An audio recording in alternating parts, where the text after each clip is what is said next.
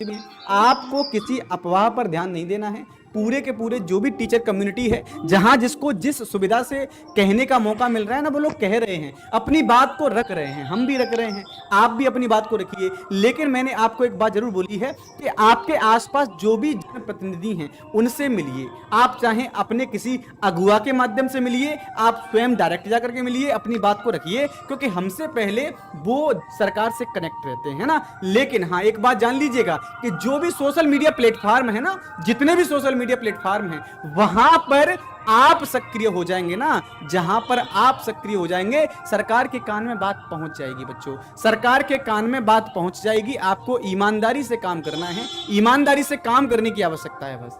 Sir, हम तो कह रहे हैं कि भाई, अगर आप जानते हैं, हम लोग तो शांति से प्रदर्शन कर रहे हैं, बहुत शांति से अभी तक सारी चीजें कह रहे थे, लेकिन हम आपसे कहते हैं कि रामायण में भी जब भगवान श्री रामचंद्र जी ने 3 दिन तक क्या किया था, 3 दिन तक समंदर की पूजा की थी, याचना की थी कि विनय न मानत जलधि जड़, गए 3 दिन बीत और बोले राम सकोप तब, भय बिन होय न प्रीत। यानी जब तक आपके अंदर भय नहीं होगा, जो धांधली कर रहे हैं, जो पेपर को लीक करा रहे हैं, अगर उनके अंदर ये भय नहीं होगा, हम तो सर कहते हैं इसके लिए एक कानून बनना चाहिए। और भाई, इतने सारे, ये सरकार फेमस ही हुई है कि वो कानून बनाए, और इतने सारे बड़े बड़े जब कानून आए हैं तो एक कानून इस पे भी बनना चाहिए कि आपका जो एग्जाम लीक कराने वाले लोग हैं ना भाई, एक जब एग्जाम लीक होता है तो जब आप जानते हैं, आप विद्यार्थी हैं, आपका एग्जाम जब नहीं निकलता है, अच्छे से एग्जाम होता है, एग्जाम नहीं निकलता, तो आप इतना अंडर कॉन्फिडेंस आ जाते हैं आपके अंदर का, लेकिन फिर से आप अपने स्वाभिमान को जगाते हैं,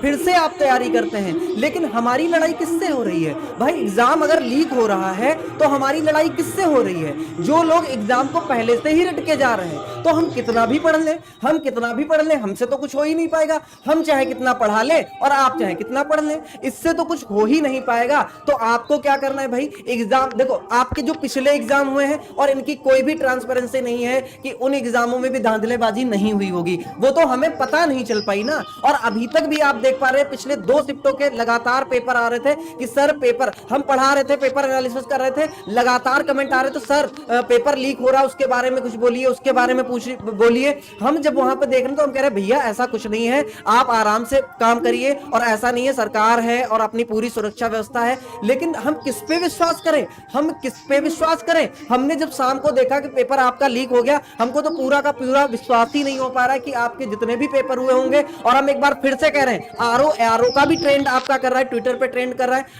आरओ का आपका री एग्जाम 2023 वाला आपका री एग्जाम होना चाहिए, ठीक है, वो भी ट्रेंड कर रहा है, वो भी आपको ट्वीट करना चाहिए। नोटिस आने से ही हमें मालूम है कि नोटिस गवर्नमेंट दे, और कोई भी जब तक हम डायरेक्ट आपका लगातार जो भी ऑफिशियल साइट्स हैं, जो भी ऑफिशियल ट्विटर हैंडल है, हम लगातार उनको देख रहे हैं कि जहां से आपकी ऑफिशियल न्यूज आएगी, ऑफिशियल आएगी, उसको हम लोग मानेंगे। आप देख पा रहे हो जो वीडियो चल रहा है ना, वो ऑफिशियल नहीं है, वो किसी का एडिटेड वीडियो है, ठीक है। तो